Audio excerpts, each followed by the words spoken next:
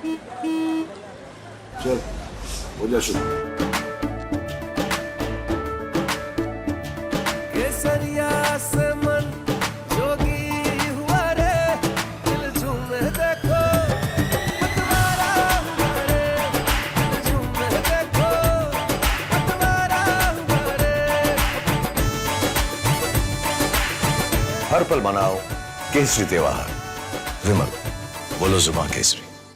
कहा था औरंगजेब को कोसा था, कहा था कि तुझसे कमबख्त, तुझसे तो अच्छा ये हिंदू है कि जीते जी अपने पूर्वजों को सम्मान देता है और मरने के बाद श्राद्ध क्रम करके तर्पण देने का काम भी करता है।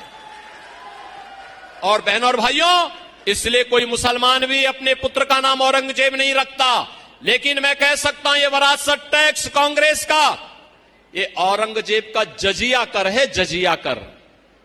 और जजिया कर लगाता था, वह बोलता था या तो जजिया कर दो और नहीं तो मुसलमान बनो।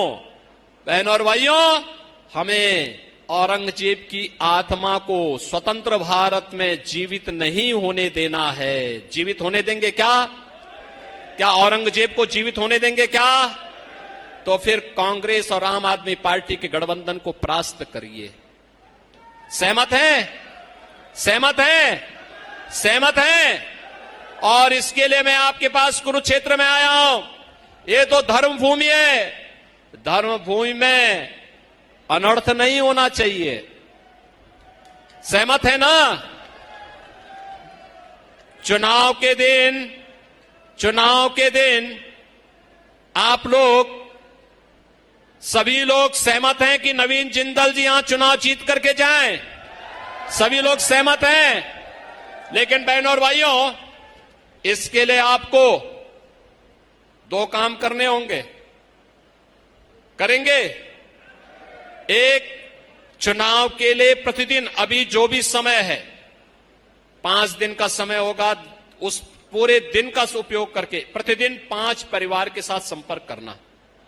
चुनाव के दौरान ये अपेक्षा करना कि प्रत्याशी घर घर जाए, बहुत कठिन है, बहुत कठिन है, बहुत कठिन है, नहीं हो सकता। बहुत बड़ा क्षेत्र होता है, संसदीय क्षेत्र, और इसके लिए आपको स्वयं नवीन जिंदल बनना पड़ेगा, स्वयं बनना पड़ेगा, मोदी जी का प्रतिनिधि बनना पड़ेगा, घर घर जाना होगा, कमल खिलाने के लिए जनता का आह्वान करना होगा, आत्मनिर्भर और विकसित भारत के लिए जनता जनार्दन का आशीर्वाद मांगना होगा, और जनता से कहिए कि सम्मान और सुरक्षा के लिए, आने वाली पीढ़ी के उज्जवल भविष्य के लिए हमें कमल खिलाना है, नवीन जिंदल जी को चुनाव जिता के भेजना है।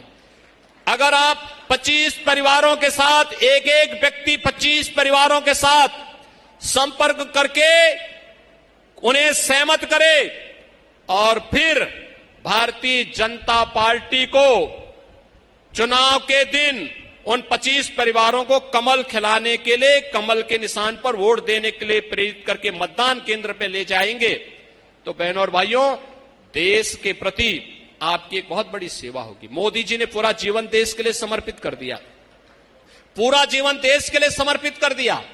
क्या हम 5 दिन 10 दिन देश के लिए नहीं दे सकते?